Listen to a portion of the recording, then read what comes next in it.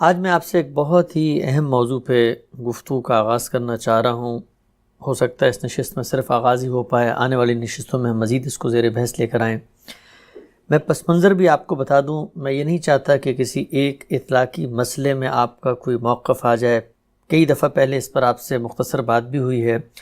مسئلہ سمجھنا چاہتا ہوں بطور ایک طالب علم کے، اور وہ لوگ جو مسلمان آپ کی بات سن رہے ہیں اس مسئلے کے اندر اتریں، اس میں جو بھی پرسپیکٹیو ہیں، جو بھی دینی، تاریخی، سیاسی حقائق ہیں ان کو سمجھیں، اور اس کے بعد اگر انہوں نے کوئی فیصلہ کرنا ہے تو وہ اس فیصلے تک پہنچ سکیں۔ اور آپ کا یہ ہمیشہ سے خاصہ رہا ہے کہ یہ اختلافی مسائل میں آپ لے کے چلتے ہیں، پرابلم سمجھاتے ہیں اور پھر اس کے بعد اپنی رائے دیتے ہیں۔ فلسطین کا مسئلہ ہمارے ہاں بہت لمبے عرصے سے جاری ہے، دینی فکری تحریکیں اٹھی ہیں اسی بنیاد پہ۔ ایک عام مسلمان کا میں ذہن شیئر کرنے کے بعد سیدھا آتا ہوں آپ کی طرف۔ ہم مکہ مدینہ کے بارے میں واقف ہیں، اللہ کے رسول وہاں پہ مبعوث ہوئے، ہمارے دینی مقدس مقامات وہاں پہ ہیں، اس کے ساتھ ہمارا تعلق، اس علاقے کے ساتھ اللہ کی خاص ہدایات کا سارا پس منظر واضح ہے۔ لیکن یہ فلسطین کیا ہے، یہ بیت المقدس کیا ہے، یہ قبلہ اول کیا ہے؟ کچھ تصورات ہیں ہمارے ہاں کہ یہاں پر پہلے انبیاء آئے تھے، پرانا قبلہ یہ تھا، یہود نے قبضہ کر لیا ہے، پھر صلیبی جنگیں ہوئی ہیں، اور اب ہم نے اپنے اس مقدس مقام کو ان کے چنگل سے، ان کی یلغار سے چھڑوانا ہے۔ پہلا بنیادی سوال مجھے بتائیے، بطور مسلمان میں کھڑا ہو کے اگر دیکھتا ہوں تو یہ فلسطین میرے لیے حیثیت کیا رکھتا ہے، میرا اس سے تعلق کیا ہے، میرا دین مجھے اس بارے میں کیا بتاتا ہے؟ اس میں پہلے تو یہ سمجھنا چاہیے کہ یہ یروشلم، یہ فلسطین، یہ تاریخ میں مذہب سے کیسے متعلق ہوئے۔ میں کئی مرتبہ یہ بات واضح کر چکا ہوں کہ اللہ تعالیٰ نے جو نبوت کی اسکیم جاری کی اس کے دو دور ہیں۔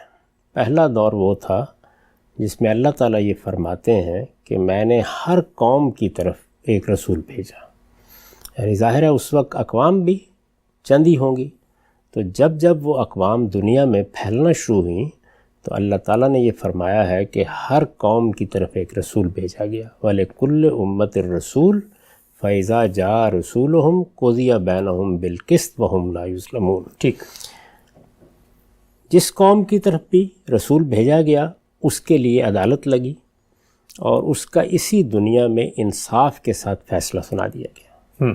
یہ ایک سنت الہی ہے۔ یہ قرآن مجید نے بتایا ہے کہ افراد کا محشر تو قیامت میں لگے گا، لیکن قوموں کا محشر یہی دنیا ہے۔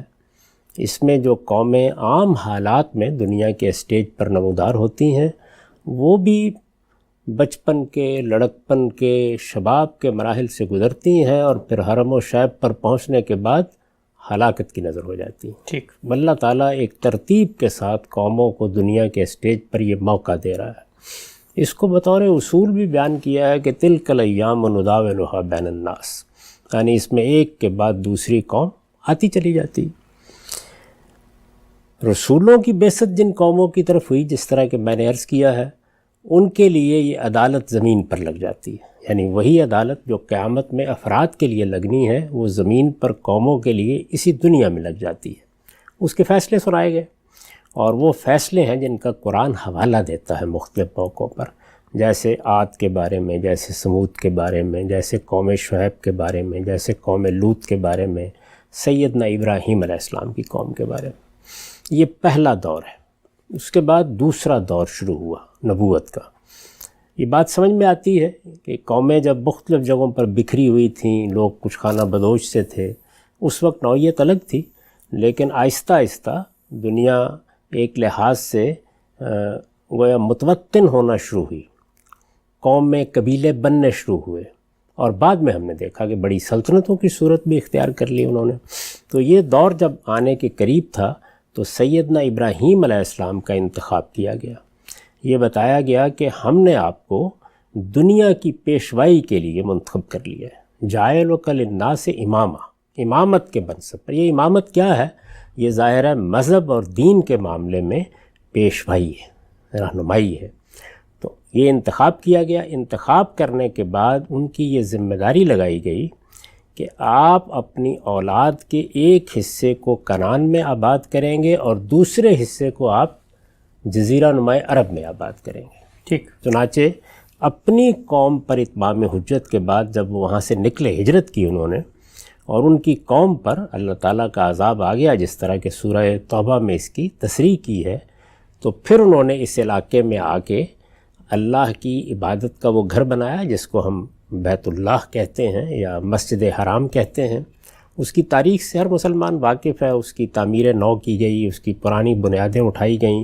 پہلے کی تاریخ کیا تھی وہ نہیں کہا جا سکتا حتمی طور پر کہ کب ابتدا ہوئی، کن مراحل سے گزرے، لیکن اس کی تعمیر نو کی گئی، اس کی بنیادیں اٹھائی گئیں، اور جب وہ گھر تعمیر ہو گیا، وہ مسجد بن گئی، تو پھر سیدنا ابراہیم سے اللہ تعالیٰ نے یہ مطالبہ کیا کہ اب آپ اپنے بیٹے کو اس کی ذمہ داریوں کے لیے، اس کی مجاورت کے لیے وقف کر دیں. ٹھیک.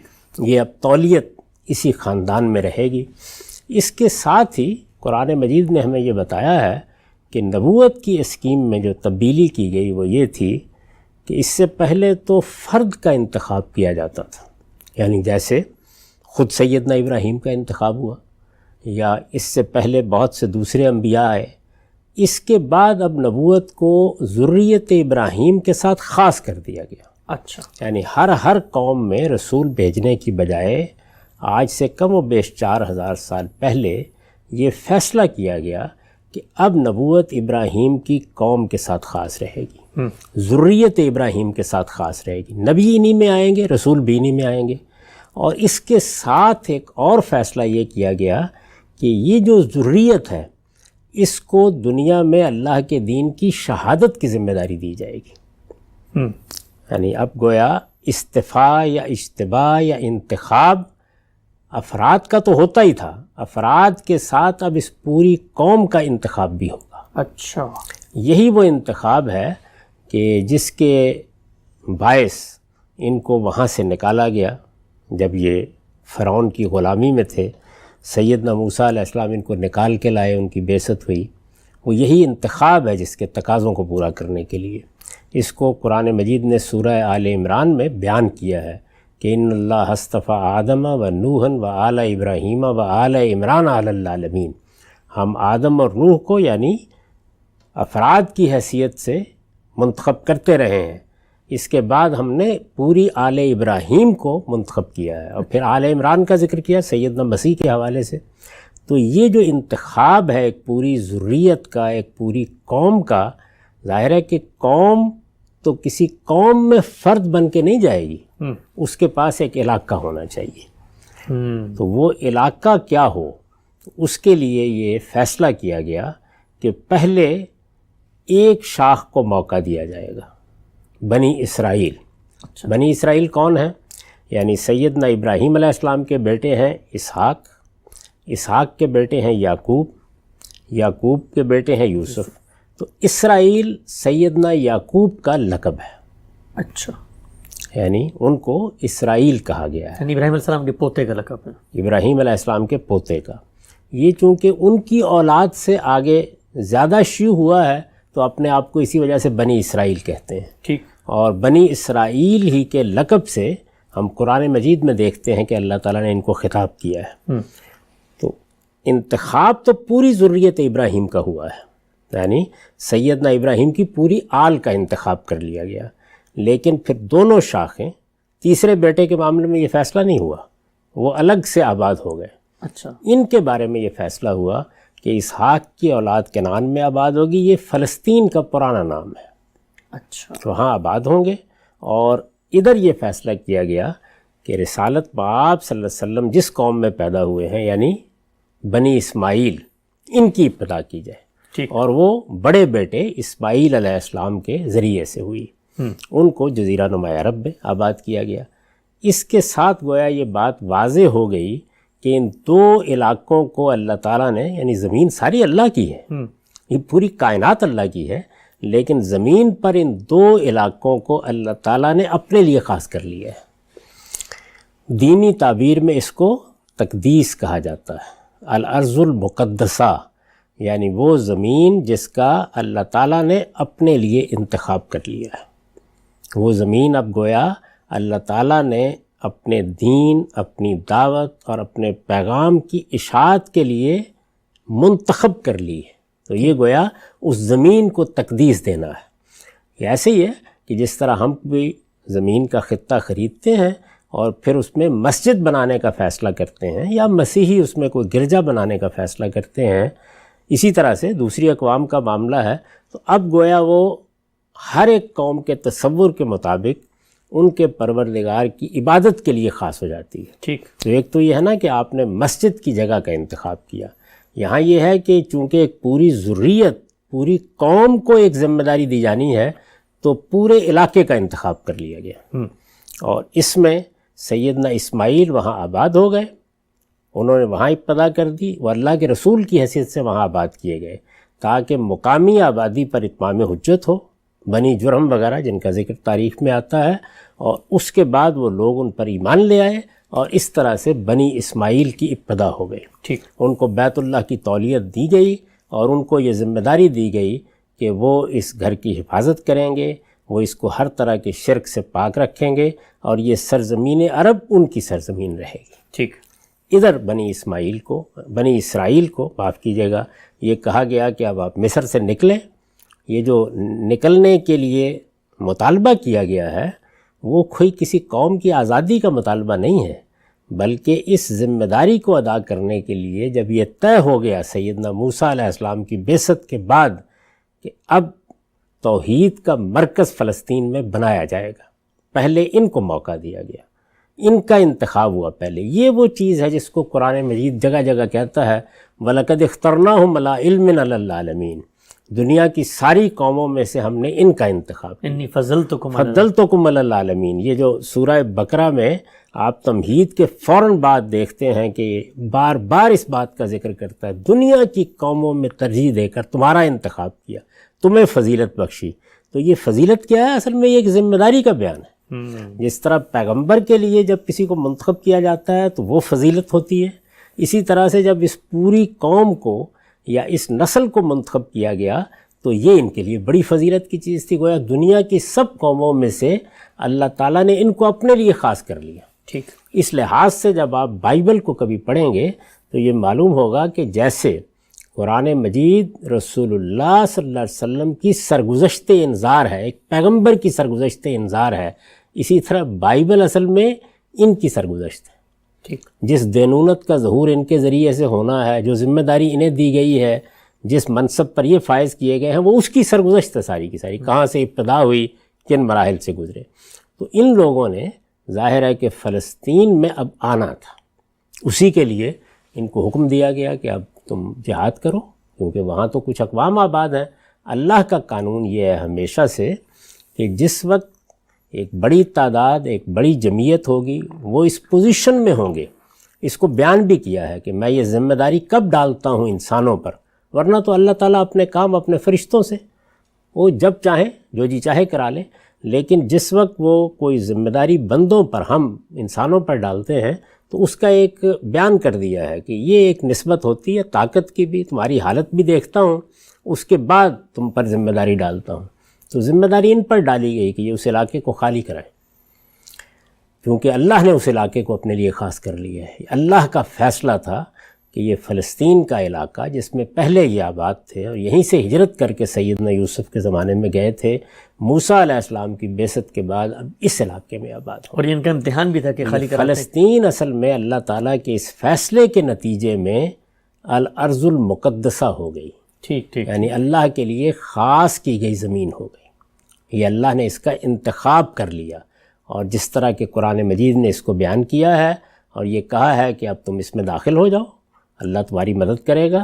یہ الارض المقدسہ ہے، یعنی اس کی تقدیس کا فیصلہ کیا گیا ہے، یہ اب اللہ کے دین کے لیے، اس کی دعوت کے لیے خاص رہے گی، اور تمہارے لیے اللہ نے اس کو لکھ دیا ہے، کتب اللہ لکم، یعنی یہ تمہارے لیے لکھ دی گئی ہے، اس میں بس تمہیں داخل ہونا۔ یہ بالکل ایسے ہی تھا جیسے رسول اللہ کے ساتھیوں کے لیے یہ لکھ دیا گیا تھا کہ دنیا کے ایک بڑے حصے پر ان کی سلطنت قائم ہونی ہے، لیکن اس کے لیے جدوجہد ان کو کرنی ہے، نکلنا ان کو ہے۔ جب وہ نکلیں گے تو اللہ تعالیٰ نتائج ان کے حق میں کر دے گا۔ تو ان کے بارے میں بھی یہی فیصلہ تھا، لیکن انہوں نے کمزوری دکھائی اور یہ اس کے لیے تیار نہیں ہوئے۔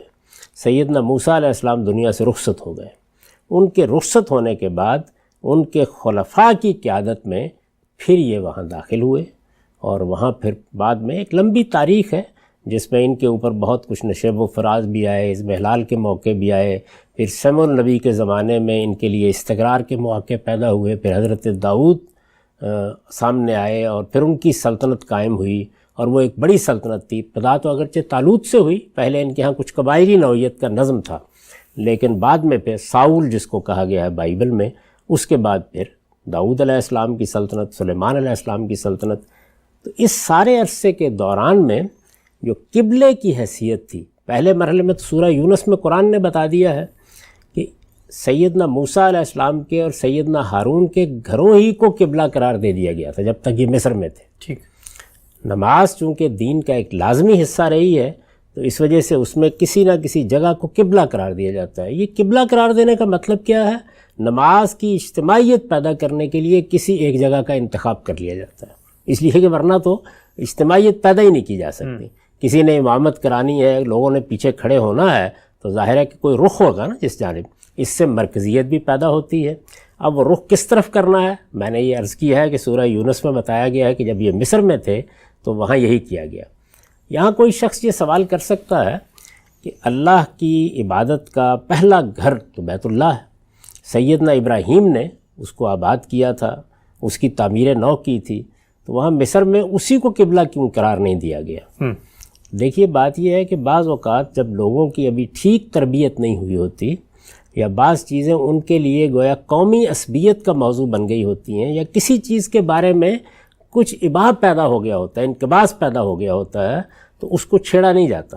خود رسالت مآب صلی اللہ علیہ وسلم نے اس کا سبق دیا ہمیں، یعنی آخری زمانے میں جب آپ نے دیکھا بیت اللہ کو، تو فرمایا کہ یہ جو بیت اللہ کے آگے جگہ بچی ہوئی جس کو حتیم کہتے ہیں، یہ بیت اللہ کا حصہ ہے، اور ہونا یہی تھا کہ اس پوری کی پوری جگہ پر بیت اللہ کی عمارت بنائی جائے۔ پہلے ایسے ہی ہوتا تھا، یہ حضور نے بتایا، پہلے ایسا ہی ہوتا تھا، لیکن عمارت گر گئی، تعمیر نو کی قریش نے، ان کے پاس کچھ مسالہ، کچھ اخراجات کم پڑ گئے، تو انہوں نے اتنی جگہ باہر چھوڑ دی۔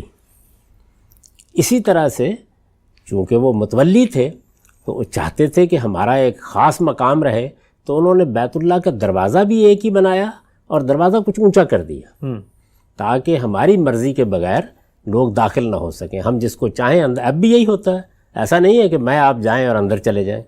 تو یہ دونوں باتیں حضور نے بیان فرمائیں، تو ظاہر ہے کہ یہ سوال پیدا ہوا کہ پھر ان کو ٹھیک کر دینا چاہیے۔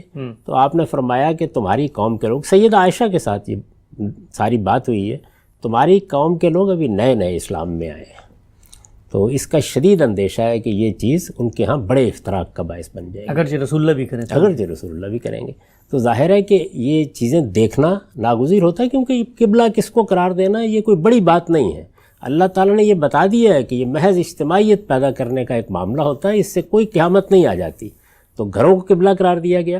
اس کے بعد جب یہ سفر میں رہے تو وہاں پر ایک صندوق تھا جس میں تورات کی تختیاں تھیں یا کچھ تبرکات تھے اسی طرح کے حضرت موسیٰ کے، اس کو قبلہ قرار دے دیا گیا، اور عام طور پر خیمہ عبادت کی حیثیت سے ذکر آتا ہے، اور اس خیمہ عبادت کو کیسے بنایا جائے، اس میں کیا کیا اہتمام کیا جائے، وہ اگر آپ دیکھیں تو اس کی تفصیلات بائبل میں نقل ہوئی ہیں، اور کوئی ایک جگہ نقل نہیں ہوئی، بڑی تفصیل کے ساتھ بیان ہوئی ہیں۔ اگلا مرحلہ ظاہر ہے یہی تھا کہ اب کوئی اللہ کی عبادت گاہ بنائی جائے، تو وہ عبادت گاہ یہاں بنائی گئی جس کو ہیکل سلیمانی کہا جاتا ہے۔ اچھا، ظاہر ہے کہ اس کی جو عمارت تھی بڑی غیر معمولی بنائی گئی۔ یہ معلوم ہے کہ سیدنا سلیمان کی بارگاہ میں تو جنات تک کام کرتے تھے، ان کا اپنا محل انہوں نے بنایا جس کو قرآن کہتا ہے سرہم ممرد من قواریر، اور اسی طرح ہیکل کی عمارت بنائی گئی۔ تو عمارت کی کا جو گرینجر تھا اور اس کی بڑائی تھی اور اس کی عظمت تھی، اس کے لیے لفظ ہیکل استعمال کیا، اور نہ وہ مسجد تھی جو بنائی گئی، اسی لیے قرآن مجید نے اس کو المسجد الاقصیٰ کہا ہے۔ تو وہ مسجد تعمیر کی گئی، بہت بڑی مسجد۔ اب ایک لمبے عرصے تک جب ان کا جاہ و جلال تھا اور سیدنا سلیمان کی حکومت تھی، تو یہی مسجد ان کا مرکز تھا، یہی اس کا محور تھا۔ اس کے بارے میں بھی یہ معلوم ہوتا ہے قرائن سے کہ جب سیدنا سلیمان نے اس کو بنایا ہے، اور اس کے کچھ اثرات ہم کو بائبل میں بھی ملتے ہیں بعض جگہوں کے اوپر، بلکہ بعض محققین کا نقطہ نظر تو یہ ہے کہ سیدنا داؤد بھی اور سیدنا سلیمان بھی حج کے لیے آئے بیت اللہ میں.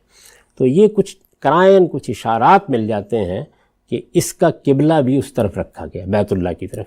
لیکن بہرحال یہ مسجد بنائی گئی، اور یہ مسجد جب بنائی گئی اور بہت اہتمام سے بنائی گئی تو یہ ان کی عظمت کا بھی ایک نمونہ بن گئی، ان کے لیے مذہبی لحاظ سے بھی ایک مرکزی حیثیت اختیار کر گئی. ایک لمبے عرصے تک اس مسجد کا یہ شان شکو اسی طرح قائم بھی تھا. پھر آپ کو معلوم ہے کہ بختہ نصر نے حملہ کیا، اور اس کے بعد جب انہوں نے اضمحلال اختیار کیا اور یہ اس منصب پر نہیں رہے، اس کے تقاضے پورے نہیں کر سکے. وہ چند چیزیں ہوتی ہیں جو ان سے متوقع ہیں. ایک یہ کہ دین کے معاملے میں یکسو ہوں، کیونکہ اللہ کی منتخب قوم ہے، جو ذمہ داری ان کو دی گئی ہے شہادت کی، اس کے تقاضے پورے کریں اور اپنے اندر وحدت قائم رکھیں. تو یہ چیز چونکہ ان سے مطلوب تھی، یہ اس میں جب پورے نہیں اترے تو اللہ تعالیٰ نے ان کو سزا دی. اور یہ قانون بھی تورات میں بیان ہو گیا ہے کہ اس منتخب قوم کے لیے یہی قانون تھا کہ اگر یہ کسی غلطی کا ارتکاب کریں گے، بڑے انحراف کا، دنیا ہی میں سزا دی جائے گی. یہ جو آپ دیکھتے ہیں کہ ایک بستی کے کنارے، ایک دریا کے کنارے ان کی ایک بستی میں، وہ کہا ہے نا قرآن مجید نے کہ جب انہوں نے مچھلیاں پکڑنے میں اللہ کے حکام کی خلاف ورزی کی تو ہم نے کس طرح سے ان کو مسخ کر کے رکھ دیا. تو اس طرح ان کو دنیا ہی میں سزا ملتی ہے. تو پہلی سزا ان کو وہ ملی. اس کا ذکر قرآن مجید نے سورہ بنی اسرائیل میں کیا ہے. اس کی تفصیلات ہیں، اس میں کیا ہوا، وہ ایک بڑا ہی دردناک سانحہ تھا، لیکن وہ سزا ان کو ملی. اور اس میں ہیکل کی بھی، یعنی اس مسجد کی بھی اینٹ سے اینٹ بجا دی گئی. اچھا. تو اللہ تعالیٰ جس وقت سزا دیتے ہیں تو یہی صورت ہے. کن لوگوں نے حملہ کیا تھا؟ بابل کی حکومت. اچھا. بختہ نصر، اس نے حملہ کیا، کسی اور دین کے ماننے والے، جس کو نبو خد نصر بھی کہتے ہیں. تو دونوں تلفظ اس کے ٹھیک ہیں. تو یہ جو شخصیت تھی یا بادشاہ تھا، اس نے حملہ کیا. اصل میں یہ علاقہ زیر نگیں آ گیا تھا، ان کے ہاں بغاوتیں ہوئیں، ایک بغاوت کے بعد دوسری ہوئی. تو جس طرح پرانے زمانے میں طریقہ ہوتا تھا، بادشاہ پھر سزا دینے کے لیے آ جاتے تھے، تو ان کو غلامی کی سزا ملی، محکومی کی. وہ لے گئے، ان کو اسیر کر کے لے گئے. اس کی داستان آپ کو بائبل میں ملتی ہے. یہ دانیال نبی کے زمانے میں کس طرح یہ وہاں تھے، کیا پابندیاں تھیں ان پر، نماز تک پڑھنا ممکن نہیں تھا باہر نکل کے. تو یہ ایک اپنی جگہ داستان ہے، اس میں ہم جائیں گے تو اس کی بہت تفصیلات ہیں، اس کو لوگ خود دیکھ سکتے ہیں. تو پہلی مرتبہ یہ ہوا. اس کے بعد اللہ تعالیٰ نے اسباب ایسے پیدا کیے، کچھ ان کے اندر رجوع پیدا ہوا. ان کے ہاں پیغمبروں کی بعثت بھی ہو رہی تھی، تو پھر ان کو لوٹنے کا موقع ملا. سائرس کے زمانے میں بتایا جاتا ہے جب یہ لوٹے تو دوبارہ پھر، یعنی تورات کے بھی اوراق کہیں بکھر گئے تھے، اس کو بھی دوبارہ مرتب کیا گیا. تو پھر یہ معاملہ ہوا، یعنی کوئی آپ سمجھیں کہ سیدنا مسیح علیہ السلام کی پیدائش سے کوئی 550 سال پہلے کم و بیش. تو دوبارہ ان کی زندگی وہاں شروع ہوئی، اور ہیکل کی بھی یہ دوسری تعمیر ہوئی، یعنی دوبارہ سے اس کو تعمیر کیا گیا. سیدنا مسیح علیہ السلام کے زمانے تک یہی صورتحال تھی. سیدنا مسیح علیہ السلام کی بعثت ہوئی، ان کی طرف سے ان پر آخری حجت تمام کی گئی. اس وقت ان کا بگاڑ بالکل انتہا کو پہنچا ہوا تھا. یہ سیدنا یحییٰ علیہ السلام کا سر کاٹ کے رقاصہ کے سامنے پیش کر چکے تھے. مسیح علیہ السلام کے بارے میں قرآن کہتا ہے کہ اللہ کے رسول کو قتل کرنے کے درپے ہو گئے، صلیب دینے کے درپے ہو گئے. وہ ایک اپنی جگہ دلخراش داستان ہے. جب حجت پوری ہو گئی تو پھر اللہ تعالیٰ نے مسیح علیہ السلام کو ان کے اندر سے نکال لیا، اور ان کے بارے میں فیصلہ ہو گیا کہ ایک مرتبہ پھر ان پر اللہ کا عذاب آئے گا. اور پھر رومیوں نے حملہ کر کے اس ساری عبادت گاہ کو بھی تہس نہس کیا.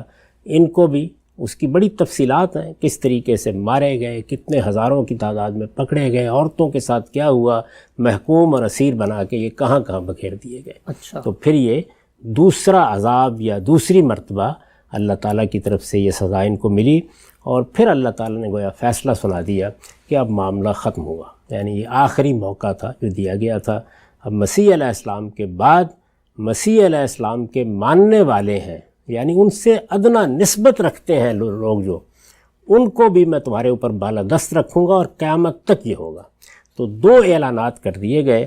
ایک یہ کہ چونکہ یہ اللہ کی منتخب قوم تھی، تو باقی قوموں کے بارے میں، رسولوں کی قوموں کے بارے میں تو یہ ہے کہ جس نسل کے ساتھ معاملہ ہوتا ہے اس پر عذاب آتا ہے اور بس معاملہ ختم ہو جاتا ہے. ان کے ہاں وہ تو آ گیا سن 70 عیسوی میں، لیکن اس کے بعد پوری قوم چونکہ اللہ کی منتخب قوم ہے تو یہ فیصلہ سنایا گیا کہ جاعل الذین اتبعوک فوق الذین کفروا الی یوم القیامہ. اچھا. اب قیامت کے دن تک مسیح کے ساتھ ادنا نسبت رکھنے والے بھی، یہاں فعل جو ہے وہ ادعائے فعل کے معنی میں استعمال ہوا اتبعو کا، یعنی مسیح کی پیروی کا دعویٰ رکھنے والے یہ بالادست رہیں گے ان یہود پر یا بنی اسرائیل پر. اور کب تک رہیں گے؟ قیامت کے دن تک رہیں گے. اچھا. یہ اعلان کر دیا گیا. اور جس طرح کہ سورہ اعراف میں آپ دیکھیں گے کہ وہاں یہ بتا دیا گیا کہ اس میں وقتاً فوقتاً ایسے لوگ اٹھیں گے، یعنی مہلت ملے گی، درمیان میں موقع آئیں گے، 100 سال آ گئے، 50 سال آ گئے، لیکن ایسے لوگ اٹھتے رہیں گے کہ جو ان کو بدترین عذاب دیتے رہیں گے، اور یہ سلسلہ بھی قیامت تک جاری رہے گا. یعنی یہ دونوں باتیں قرآن مجید نے بیان کر دیں. اس طرح گویا اللہ تعالیٰ نے وہ جو انتخاب کیا تھا ان کا، وہ اس نتیجے تک پہنچ گیا، اور گویا ان کے ازل کا فیصلہ ہو گیا. اب یہ راندہ درگاہ تھے.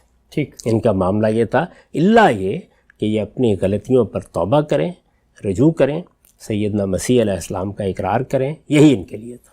یہاں تک کہ پھر اللہ تعالیٰ نے دوسری شاخ یعنی حضرت ابراہیم کی جو اولاد ہے بنی اسماعیل، ان کے اندر سے محمد الرسول اللہ کی بعثت کا فیصلہ کیا. بعثت ہوئی، اس کے بعد وہاں اتمام حجت ہوا، ان لوگوں کے لیے خدا کی عدالت زمین پر لگی، اور پھر اللہ تعالیٰ نے فیصلہ سنا دیا کہ اب اصل میں یہ لوگ ہیں یعنی بنی اسماعیل ہیں جن کو وہی منصب دیا گیا ہے. وہ منصب کیا ہے؟ شہادت کا منصب. ٹھیک. تو اس میں بھی یہی کہا ہوجتباکم، اللہ نے اب تمہارا انتخاب کر لیا. اچھا. ملت ابیکم ابراہیم، اب تمہیں اپنے باپ ابراہیم کے دین پر قائم ہو کر اس کی پیروی کرنی ہے، وہ تمہارا باپ تھا. کذالک جعلناکم، اور تمہیں اسی طرح کذالک جعلناکم امۃ وسطا لتکونوا شہداء علی الناس ویکون الرسول علیکم شہیدا. تم دنیا کی قوموں کے درمیان میں کھڑی ہوئی ایک قوم ہو، ادھر تمہارے اللہ کا رسول ہے، آگے دنیا کی تمام اقوام ہیں، رسول تم پر اللہ کے دین کی گواہی دیں گے، اور تم آگے پوری دنیا کی قوموں تک یہ دنیا میں گواہی دو گے. ٹھیک. یہ ذمہ داری گویا اب منتقل ہو گئی، بنی اسماعیل کو دے دی گئی. یہ ایک بہت بڑی امانت ہے اللہ تعالیٰ کی، یعنی اللہ کا دین، اس کا پیغام، اس کی دعوت، بہت بڑی عزت، بہت بڑی فضیلت اللہ تعالیٰ نے انتخاب کی ہے.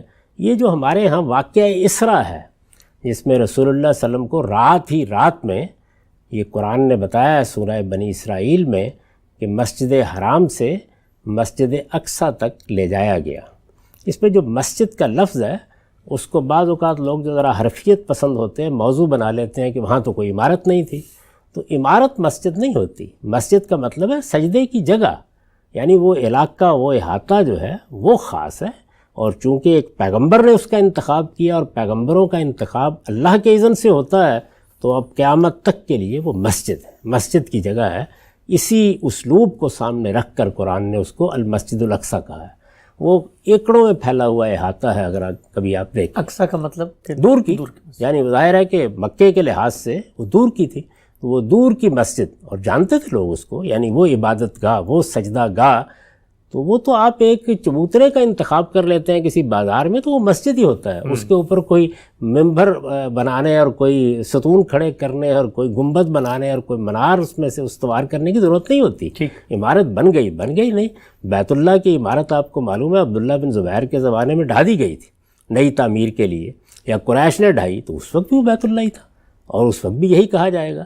تو یہ بات ہے جس کو سامنے رکھ کر یہ فرمایا گیا کہ وہاں تک آپ کو لے جایا گیا، اور اللہ نے اپنی بعض نشانیاں دکھائیں. تو وہ در حقیقت جیسے کہ ہم نے اس کو بیان کیا ہے سورہ بنی اسرائیل میں، اس بات کی تعبیر کہی، یہ تمثیل تھی کہ وہ امانت جو فلسطین میں ان کے سپرد کی گئی تھی، اب اس نئی بعثت کے بعد وہ امانت اور یہ امانت سب ایک جگہ آ گئی ہے، اور وہ محمد الرسول اللہ کی ذات والا صفات ہے. اور اب یہ بنی اسماعیل ہیں جن کو قیامت تک یہ معاملہ کرنا ہے. تو یہ جزیرہ نما عرب کی خصوصی حیثیت ہے، اور یہ فلسطین کی خصوصی حیثیت کی تاریخ ہے. وہ بھی الارض المقدسہ ہے، یہ بھی الارض المقدسہ ہے.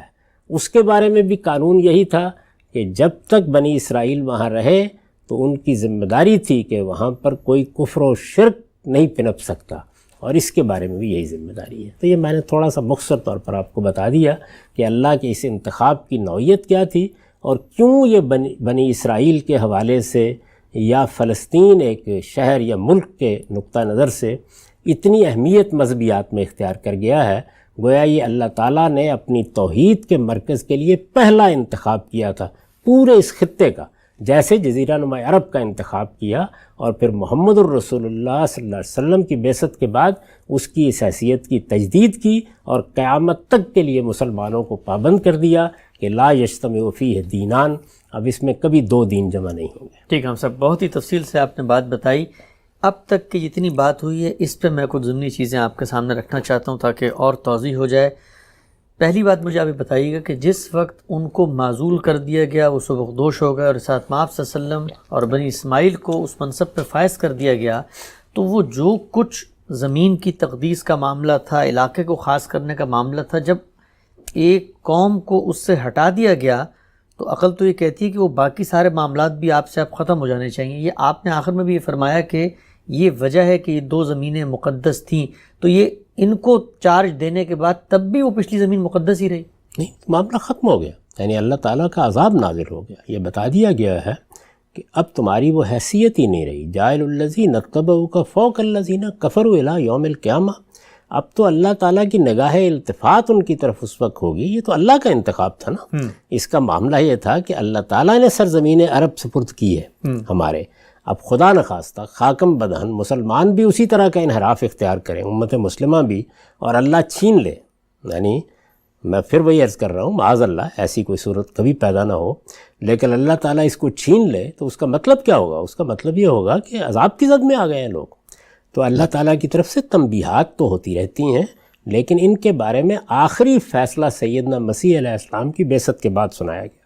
پہلے بھی تنبیہ کی گئی، پہلے بھی ان کے اوپر اللہ تعالیٰ کے عذاب کا تازیانہ برسا، پوری تاریخ قرآن مجید نے سورہ بنی اسرائیل میں سنائی ہے، لیکن آخری مرتبہ یہ فیصلہ کر دیا گیا کہ اب قیامت تک تم عذاب کی زد میں رہو گے، سوائے اس کے کہ تم لوٹو اور صحیح رویہ اختیار کرو۔ اس میں ظاہر ہے کہ بہت بڑی شرط ہے، سیدنا مسیح کو بھی ماننا ہوگا اور محمد الرسول اللہ کا بھی اقرار کرنا ہوگا۔ تو اگر یہ نہیں کرتے تو اب یہ معاملات ختم ہو گئے، سب کے سب اللہ تعالیٰ کی طرف سے ختم ہو گئے۔ ٹھیک، تو یہ اللہ تعالیٰ جب بھی فرماتے ہیں کہ ان ادتم ادنا اور اوفو بعہدی اوفی بعہدی، تو یہ لوٹنا ان کا کیا مطلب؟ یہ بنی اسرائیل، یہ جو فلسطین کی قوم، یہ جو کچھ آج لوگ موجود ہیں، یہود ہیں، وہ لوگ لوٹتے ہیں اور وہ کہتے ہیں کہ چلے ہم سے غلطی ہوئی، ہم ذمہ داری کو اٹھاتے ہیں، تو پھر اللہ میاں کیسے لوٹیں گے؟ وہ تو معزول کر کے الگ ہو چکے، نئی قوم آ چکی ہے۔ تو لوٹنا کیا ہے؟ لوٹنا یہی ہے کہ حضرت مسیح کو بھی مان لیں، محمد رسول اللہ کو بھی مان لیں، تو سارے مسئلے ختم ہو گیا۔ یعنی پھر لوٹنا کیا ہے؟ پھر تو وہ حصہ ہیں محمد الرسول اللہ کی بعثت کے بعد بنی اسماعیل دعوت کے میدان میں کھڑے ہیں، ان کو ذمہ داری دی گئی، ٹھیک، وہ دعوت دے رہے ہیں، یہ دعوت میں قبول کرتا ہوں، میں بھی ان کا حصہ بن جاتا ہوں، آپ قبول کرتے ہیں، آپ بھی ان کا حصہ بن جاتے ہیں، یہ قبول کریں، یہ بھی ان کا حصہ بن جائیں، تو پھر وہ تو بہت بڑی بات ہے اگر یہ ہو جائے۔ یعنی اب یہ نہیں ہے کہ یہ کہے کہ ہم اللہ تعالیٰ کے ان فیصلوں کو تو مانیں گے نہیں، یعنی مسیح علیہ السلام کی بعثت کو بھی نہیں مانیں گے، محمد الرسول اللہ صلی اللہ علیہ وسلم کی بعثت کو بھی نہیں مانیں گے، تو ہم لوٹ آئے ہیں، تو کہاں لوٹے ہیں آپ؟ یعنی سارا مسئلہ کیا ہوا کہ اللہ تعالیٰ نے مسیح علیہ السلام کو بھیجا، آخری حجت تمام ہوئی، اور بجائے اس کے کہ یہ ان کی دعوت کو قبول کرتے اور ان کے سامنے اپنے آپ کو جھکا دیتے، انہوں نے کیا کیا؟ انہوں نے تو ان کے قتل کے درپے ہو کر، صلیب دینے کے درپے ہو کر سرکشی کی انتہا کر دی۔ تو اب تو ظاہر ہے کہ ازالہ کرنا پڑے گا، تو اس کی دعوت ہر وقت ان کے لیے ہے۔ اللہ تعالیٰ فوراً ان کے اوپر کرم فرمائیں گے، رحم فرمائیں گے۔ وہ اس قوم کے اوپر اسی وقت ہوگا نا جب یہ ادھر آ جائے گی، قبول کر لے گی اس کو۔ تو یہ اللہ تعالیٰ کا قانون ہے جو بیان کیا گیا ہے، یعنی فلسطین کو مذہبی لحاظ سے یہ حیثیت اس پس منظر میں حاصل ہوئی، اور جزیرہ نمائے عرب کو بھی جو حیثیت یہ حاصل ہے وہ اس پس منظر میں حاصل ہوئی۔ ٹھیک، یہ بتائیے گا غام صاحب کہ جب بنی اسماعیل کو مقرر کر دیا گیا تو اس کے بعد ہم قرآن مجید میں پڑھتے ہیں، ایک تحویل قبلہ کا پورا واقعہ ہے، آیات ہیں، یہ وہاں پر تو آپ نے قبلے کی داستان سنائی کہ پہلے گھروں کو قرار دیا، پھر صندوق، اور پھر یہ ہیکل کی تعمیر ہوئی، ایک مسجد کی تعمیر۔ جب ان کو فائز کیا بنی اسماعیل کو، تو ان کو کیوں کہا گیا کہ آپ وہ بیت المقدس کی طرف منہ کر کے نماز پڑھیں؟ اس کا جواب دیا ہے قرآن مجید نے، یعنی اللہ تعالیٰ کے دین کو اگر آپ یعنی سنی سنائی باتوں کی بنیاد پر نہیں، اللہ کی کتاب سے سمجھیں تو اس میں دو طرح کے احکام ہوتے ہیں۔ ایک وہ ہیں جو شریعت کے ابدی احکام ہیں، دوسرے ابتلاء کے احکام ہوتے ہیں، یعنی اللہ تعالیٰ آزمائش سے گزارتے ہیں۔ تو بنی اسماعیل کا معاملہ کیا تھا کہ ان کی ساری عصبیت بیت اللہ کے لیے تھی. اللہ تعالیٰ نے یہ بتایا کہ قبلہ کوئی چیز نہیں ہے، یہ تو ایک مسجد کو، کسی عمارت کو، کسی جگہ کو نشان کے طور پر مقرر کر دیا جاتا ہے، وہ مرکزی حیثیت اختیار کر لیتی ہے. اصل چیز اللہ اور اللہ کے رسول کا حکم ہے.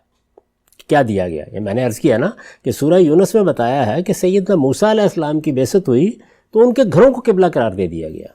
تو یہاں کیا کیا گیا کہ بنی اسماعیل کو یہ بتایا جائے کہ اصل چیز اللہ کا حکم ہے. تو ان کے لیے بیت المقدس کو، یا یوں کہیے کہ ہیکل سلیمانی کو، یا ہماری تعبیر کے مطابق مسجد اقصیٰ، مسجد اقصیٰ سے مراد کوئی عمارت نہیں ہے بلکہ وہ احاطہ جس کے اندر وہ عمارت بنائی گئی تھی، وہ اب قیامت تک کے لیے سجدہ گاہ ہے، وہ احاطہ سجدہ گاہ ہے، یہ ایکڑوں پر ہے. تو اس کو بتا دیا گیا کہ یہ قبلہ ہوگا تمہارا. تو قرآن مجید کہتا ہے کہ یہ ہم نے بنی اسماعیل کا امتحان کیا کہ اللہ کے رسول کی پیروی کرتے ہیں یا قبلے کی تاریخی بحث میں الجھ کے رہ جاتے ہیں. ہم یہ دیکھنا چاہتے تھے اس بات کو. تو ابتلا کا حکم تھا، کچھ برسوں کے لیے دیا گیا. جس وقت مسلمان مدینہ آ گئے تو اب سوال یہ تھا کہ اب تو اہل کتاب کو دعوت دی جا رہی ہے، اب ان کا امتحان مقصود تھا. اللہ تعالیٰ بالکل برابری سے امتحان کرتے ہیں. بنی اسماعیل کا امتحان یہ تھا کہ اللہ کے رسول کے حکم پر ادھر منہ کرتے ہیں یا نہیں، اور ان کا امتحان یہ تھا کہ جس کو اپنا قبلہ تم قرار دیے بیٹھے ہو، ظاہر ہے کہ ان کے یہاں بہت کچھ دین میں تبدیلیاں آ چکی تھیں، تو اب اللہ اور اللہ کے رسول کے حکم پر بیت اللہ کی طرف منہ کرتے ہو یا نہیں. تو دونوں کو امتحان سے گزارا. دو گروہ ہیں نا جو رسول اللہ کے مخاطبین ہیں اصلاً جزیرہ نما عرب میں، ایک مشرکین عرب جو آپ کی اپنی قوم کے لوگ ہیں یعنی بنی اسماعیل، اور دوسرے اہل کتاب. تو پہلے بنی اسماعیل کو ایک امتحان سے گزارا، پھر اس میں سے، اور صریح لفظوں میں بتایا ہے کہ یہ جو ہم نے کیا کس لیے کیا، تاکہ دیکھیں کہ من یتبع الرسول، کون رسول کی پیروی کرتا ہے اور کون قبلے کے تبدیلی کی بات سن کے اپنے پاؤں پر لوٹ جاتا ہے. ٹھیک، ہم سب یہ ابتلا کا حکم تھا جو دیا گیا، یقیناً دیا گیا، اس میں کوئی شبہ ہی نہیں ہے. قرآن بالکل واضح ہے اس بات. آج کی نشست کا آخری سوال یہ بتائیے گا غانم صاحب کہ جب ان کو معزول کر کے بنی اسماعیل کا تقرر کر دیا گیا تو اب کیا بنی اسماعیل کو اس باتی طور پہ اللہ تعالیٰ نے ایسی کوئی ہدایت کی کہ جو پچھلی قوم تھی، میں نے پورا علاقہ خاص کیا تھا، دنیا کے وسط میں بڑے لمبے عرصے تک انبیاء آئے، وہ ذمہ داری پوری نہیں کر سکے، ذمہ داری تمہاری ہے، تمہارا یہ علاقہ ہے، لیکن اس علاقے کو بھی تم نے، چونکہ وہ اللہ کے لیے خاص ہو چکا تھا، وہاں پر ایک تعمیر کی گئی تھی اللہ کی عبادت گاہ، اس کو بھی تم لوگوں نے سنبھال کے رکھنا ہے یا اس کو بھی آباد کرنا ہے، یا اس کے بارے میں بھی کوئی ہدایت کی گئی نہیں؟ بالکل کوئی ہدایت نہیں کی گئی. واضح طور پر بتا دیا گیا ہے کہ جزیرہ نما عرب ہے جس میں اب دو دین جمع نہیں ہوں گے. تو جزیرہ نما عرب پر اللہ کی حجت پوری ہوئی، اس میں مسلمانوں کا یا بنی اسماعیل کا اقتدار قائم ہو گیا. اس کے ساتھ رسالت بآب صلی اللہ علیہ وسلم نے آخری زمانے میں 4 سال دنیا سے رخصت ہونے سے پہلے اپنی دعوت گرد و پیش کے علاقوں تک بھی پہنچا دی. تو وہ سارے علاقے جتنے گرد و پیش کے تھے وہ سب کے سب بھی مفتوح ہو گئے. صحابہ کرام نے ان قوموں کو بھی اتمام حجت کے نتیجے کے طور پر سزا دی، وہ سزا کا نفاذ ان پر بھی ہوا. اور وہ جو قرآن کا قانون ہے کہ حتیٰ یؤتوا الجزیۃ عن ید وہم صاغرون، کہ وہ محکومی کو قبول کر کے رہیں، وہ اس پورے علاقے پر نافذ ہو گیا. اس پورے علاقے میں فلسطین بھی شامل تھا. تو یہ عمومی بات ہے جو کہی گئی ہے، باقی خاص طور پر کوئی حکم نہیں دیا گیا. وہ اصل میں ماضی کا قصہ ہوا، مذہبی لحاظ سے وہ چیز ختم ہو گئی. ٹھیک ہے، ہم سب مسئلہ فلسطین کے دینی، تاریخی اور یہ سیاسی جو منظرنامہ ہے، اس پر ہم نے گفتگو کا آپ سے آغاز کیا. انشاءاللہ اس کو آگے بڑھائیں گے کہ اس کے بعد جب صحابہ نے اقدام کیا، وہاں پر سیدنا عمر گئے، فتح ہوا ہے یروشلم، اس کے بعد کیا واقعات ہوئے. اور میں چاہتا ہوں کہ بحث کو وہاں تک بڑھاؤں کہ جہاں پر پھر لوگ سمجھ سکیں کہ آج یہ مسئلہ کہاں کھڑا ہوا ہے اور وہ کیا آج کے عہد کا منظرنامہ ہے جس میں ہم اس کو سمجھ سکتے ہیں. وقت ہمارے یہاں پہ مکمل ہوتا ہے. انشاءاللہ دوبارہ اگلے ہفتے حاضر خدمت ہوں گے. غام صاحب بہت شکریہ آپ کے وقت کا. بہت شکریہ.